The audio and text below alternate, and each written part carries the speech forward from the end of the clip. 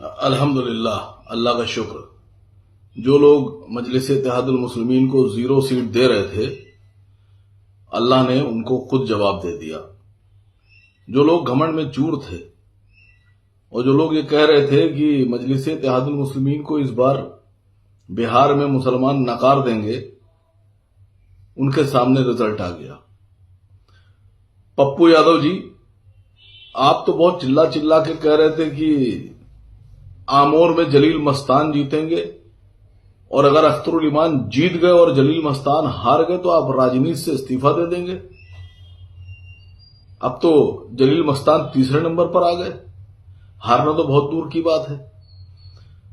तो अगर अब आप असल मर्द हैं तो आज शाम को 9 बजे से पहले पहले आप सांसदी से भी इस्तीफा दे दीजिए, राजनीति से भी इस्तीफा दे दीजिए और फौरन आप हिंदुस्तान की राजनीति से आउट हो जाइए, क्योंकि आपने ही कहा था कि हम इस्तीफा दे देंगे सियासत से अगर अख्तरुल ईमान जीत गए। दूसरी बात, भारतीय जनता पार्टी ने पूर्ण बहुमत हासिल किया, जेडीयू ने सीटें लड़ी, जीते, सरकार बनाने जा रहे हैं। जो भी नई सरकार बन रही है, सियासी उसूल के हिसाब से मेरी शुभकामनाएं। लेकिन अफसोस इस बात का है कि कुछ लोग जो चुनावी मैदान में थे, उनके पास न तो मुस्लिम लीडरशिप थी, न नौजवानों की लीडरशिप थी, न सियासी लीडरशिप थी। भारत की राजनीति सियासी नेताओं के बल पर चलती है। सियासी नेता सामाजिक मुद्दे तय करते हैं और मैदान में उतरते हैं और पार्टियों को जीत दिलाते हैं।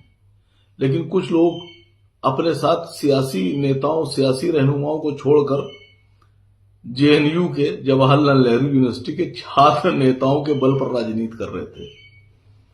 उनकी टीम जो है वो छात्र नेताओं की टीम है, तो उनके नारे भी छात्र नेताओं वाले थे, उनकी सोच भी छात्र नेताओं वाली थी और उनके मुद्दे भी छात्र नेताओं वाले थे।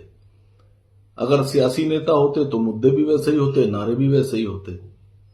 दूसरी बात, तेजस्वी यादव जी, आप एक ऐसे व्यक्ति को साथ लेकर चल रहे थे, ऐसे व्यक्ति पर भरोसा करके आप अपनी पार्टी के साथ चुनाव मैदान में थे, जिस व्यक्ति ने आपके परिवार में फूट डाल दी, जिस व्यक्ति की वजह से आपके परिवार की एकजुटता में फूट पड़ गई और आपका परिवार टूट गया, आप उस व्यक्ति पर इस तरह भरोसा कर रहे थे, वो जनता को क्या साथ रखेगा आपके। मैं एआईएमआईएम के अपने जीते हुए सभी विधायकों को शुभकामनाएं देता हूं, उनको बहुत बहुत मेरी तरफ से मुबारकबाद पेश करता हूं। जो लोग अभी जीते नहीं हैं और जीत की कगार पर हैं, जीतने वाले हैं, उनको भी मेरी शुभकामनाएं, मेरी दुआएं। और जो लोग हार गए हैं, उनको ये चाहिए कि वो फौरन के फौरन बैठक करें और ये तय करें कि वो हारे क्यों, उनके हार के पीछे कौन लोग हैं, उनके किस तरह के लोगों ने उनकी रणनीति बनाई थी। मैं राहुल गांधी जी से कहना चाह रहा हूं कि आप चुनाव हारे, तो खुशी और गम की बात नहीं है। मसला यह है कि साउथ इंडिया का आदमी जो ठीक से हिंदी भी नहीं बोल पाता है, उसको आप भेज रहे हैं बिहार, जहां पे कट्टर हिंदीवादी लोग हैं। वहां पर साउथ इंडिया, जिसको हिंदी भाषा ही नहीं आती है, उसको आप वहां प्रभारी बना के भेज रहे हैं। तो उसने अपना काम कर दिया, ठीक किया, बहुत बढ़िया। आपको सोचना चाहिए था कि जो आदमी हमारी जबान नहीं समझ सकता, हमारी भाषा नहीं समझ सकता, वो हमारे मुद्दे क्या समझेगा।